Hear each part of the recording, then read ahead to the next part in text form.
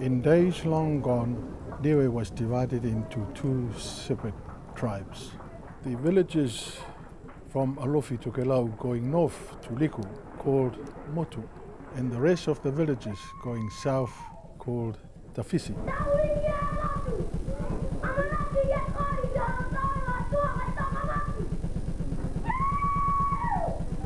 No one can remember why the two tribes were constantly at war with each other.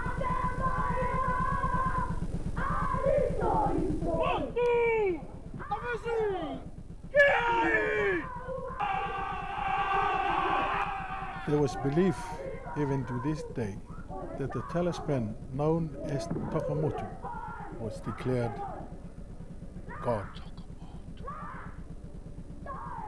Whoever held it always have good harvest and win wars.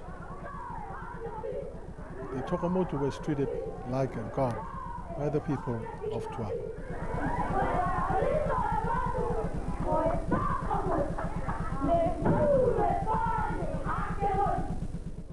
One day, the village people discovered that Tokamotu was gone.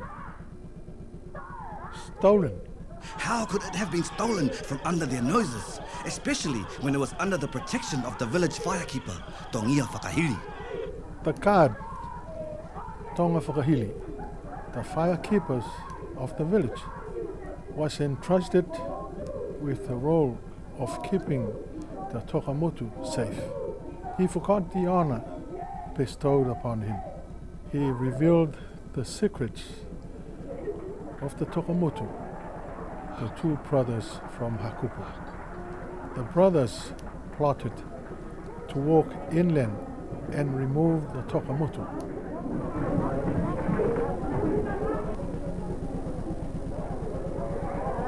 Most of the village was already asleep.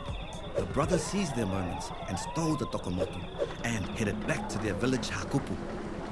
To this day, the people who removed the Tokamotu is believed to be cursed.